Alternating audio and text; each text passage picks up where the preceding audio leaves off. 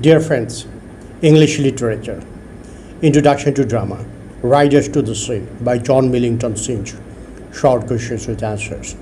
Short questions 12 to 22. Question 12. What type of conflict does Maria face in Riders to the Sea? Answer. In Riders to the Sea, Maria faces external conflict. She is in conflict with the last surviving son, Bartley, who firmly decides to go to the Galway fair to sell his horses. She tries to prevent him from going to the fair, crossing stormy sea with arguments and appeals, but does not pay any heed to his mother's entreaties. But the conflict in the play is essentially between Maria and the sea, one of the forces of nature. The sea in the play represents fate.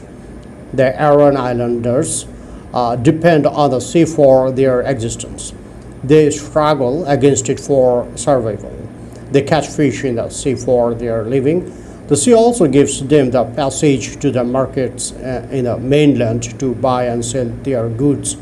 Maria is the helpless victim of the ferocious power of the sea. In spite of all her prayers, crying soul, and superstitious practices, she has failed to appease the sea. It has just devoured all the menfolk of Maria's family, one by one, for sheer pleasure.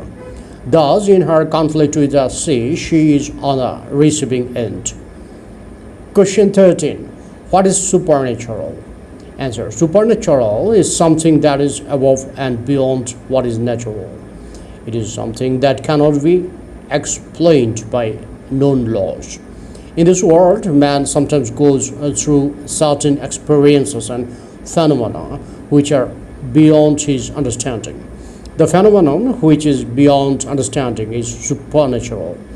If these happenings lead to the happiness of man, they are attributed to benevolent powers. If, on the contrary, they were ascribed to evil spirits, the supernatural is one of the most effective tragic devices. It is introduced to arouse that emotion of awe which builds up the true tragic atmosphere. Question 14. What supernatural elements are found in Riders to the Sea? Answer. Supernaturalism is an indispensable ingredient of a tragedy. Riders to the Sea incorporates the supernatural in the form of superstitions and the ghost of Michael. Number one, there is an element of supernaturalism in the disappearance and discovery of Michael's dead body, how the dead body could float for miles across the sea. Number two, another supernatural element is Maria's superstitious dread about the ominous sign of the moon rising with a star. Number three, the most terrible supernatural element is Maria's vision of the ghost of Michael riding on the grey pony, passing Bartley on the red mare.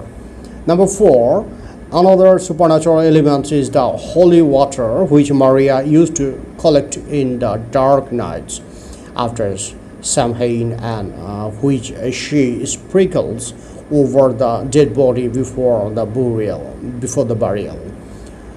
Number five, the very title of the play is invested with supernatural significance. Among the two riders, one is Bartley, the living, and another is Michael, the dead. Number six, the sea itself is a supernatural symbol. Thus, the supernatural in Riders to the Sea helps to a great extent to make the play a great tragedy. Question 15. What is a tragic character? Answer. According to Aristotle, the tragic character is one whose suffering arouses pity and fear in us, and misfortunes are the result of his flaw in character. The tragic character is presented as a person with some frailty or error in judgment, as a result of which he moves from happiness to misery and ultimately dies. But he is neither entirely good nor entirely evil. Moreover, he must be above the common run of mankind. But the most remarkable characteristic of the tragic hero is his indomitable spirit, which is not crushed by the repeated blows of misfortunes. Question 16. Is Moria a tragic character? Answer. Moria does not fully conform to the Aristotelian conception of a tragic character. She is not above the common run of mankind, but belongs to common humanity. She is a pretty fisherwoman, oaring over the safety of her near and dear ones who are out on the sea. Besides, she has no flaw in her character.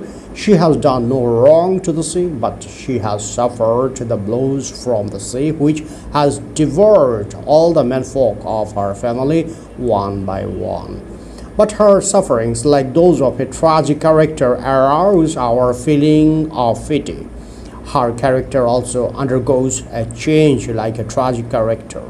When Berkeley's dead body is brought in, she rises above selfishness and blesses the living and the dead like a universal mother. With the death of Berkeley, she realizes that death is inevitable. Like a true tragic character, she shows her indomitable human spirit by accepting her hard lot. Though the sea grinds her by devouring all her menfolk one by one, it cannot crush her spirit, which invests her with tragic dignity. Question 17. What role does Berkeley play in Riders to the Sea? Answer. Berkeley is the last surviving son of Maria. He appears only once in the play and only for a short while, but he is important dramatically and symbolically in the central design of the play. After Michael's death, he is the only surviving male member of Maria's family. So it is his duty to go to the Galloway fair to sell the horses in order to meet the family's expense. While he decides to go to the fair, his mother tries to prevent him from going to the fair, crossing the stormy sea. This creates the conflict between the mother and the son. Berkeley is a practical man. Before departure, he instructs his sister that what they would do in his absence. When he goes out, he invokes the blessings of God on all and expects the blessing of his mother. His mother cannot bless him. Thus, Berkeley offers a contrast to his mother. He died in the sea. The dead Berkeley plays a more important role than the living Berkeley in transforming the character of his mother. His death makes her a universal mother and helps her to become a tragic character. Question 18. Is his tragedy death due to his obstinacy in his character? Answer. The death of Berkeley is mysterious. His death is an exceptional accident. The death of Michael paves the way for his death.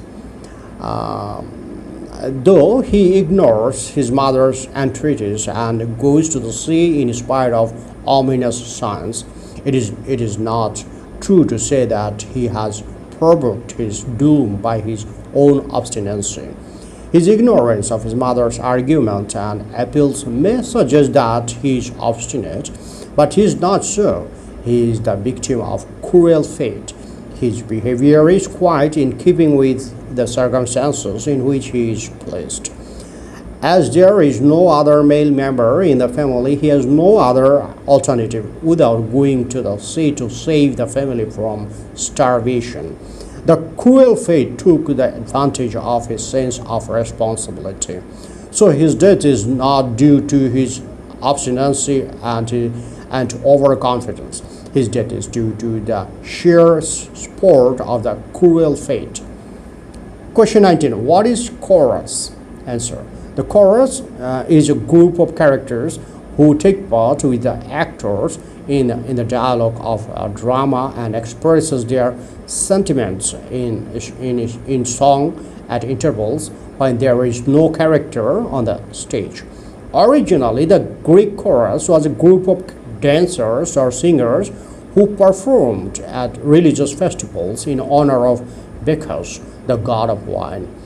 In its continuation, a group of persons were introduced in drama to take part with the actors and to sing with their sentiments when no actor was on the stage.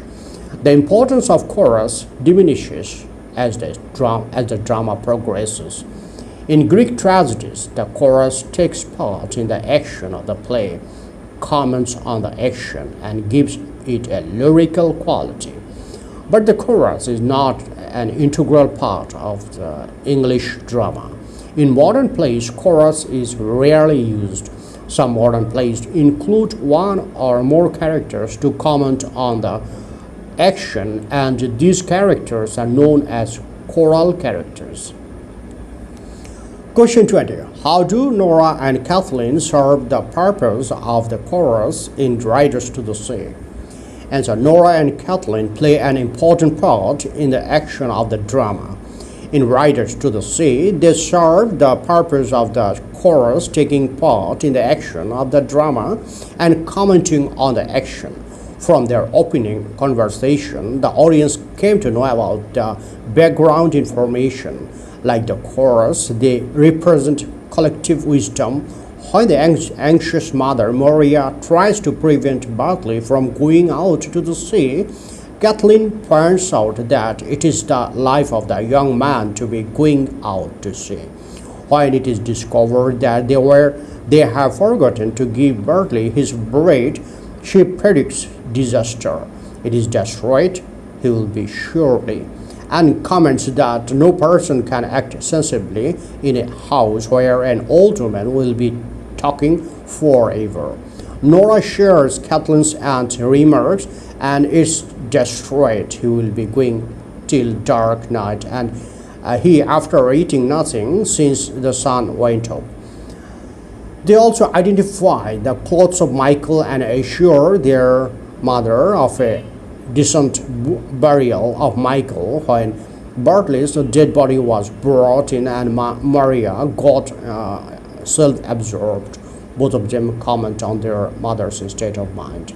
Thus, Nora and Kathleen serve the purpose of chorus in Riders to the Sea. Question 21. What is dramatic irony? Answer. Irony is the use of words, the meaning of which is exactly the opposite of what is said.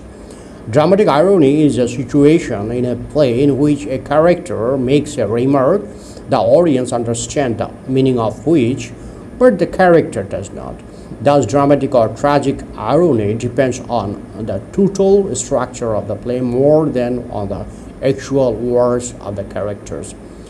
Sophocles used dramatic irony with great effect on Oedipus Rex, in which it is found that Oedipus killed his father and married his mother, which the audience knows, but Oedipus himself does not. Question 22. How do ironies build up the tragic atmosphere of Riders to the Sea? Answer. The ironies used in Riders to the Sea build up the tragic atmosphere of the play. When Bartley is about to depart, he inquires about the rope bought from Connemara. This rope is meant for Michael's funeral, but it is now wanted by Bartley, who is going to sea. This fills us with a tragic suggestion. We also know that the whiteboards meant for Michael's coffin will be used for Bartley's coffin, and the cake prepared for Bartley will be used by Bartley's coffin makers. Bartley puts on a shirt of Michael which intermingle the living and the dead, and which suggests the approaching doom of Bartley. When Bartley departs, Maria forgets to bless him, and Kathleen forgets to give him the bread baked for him. These are the ironies which intensify the tragic atmosphere. In the play, the tragic doom of Bartley is created through reverberating ironies. Thank you friends for watching my video.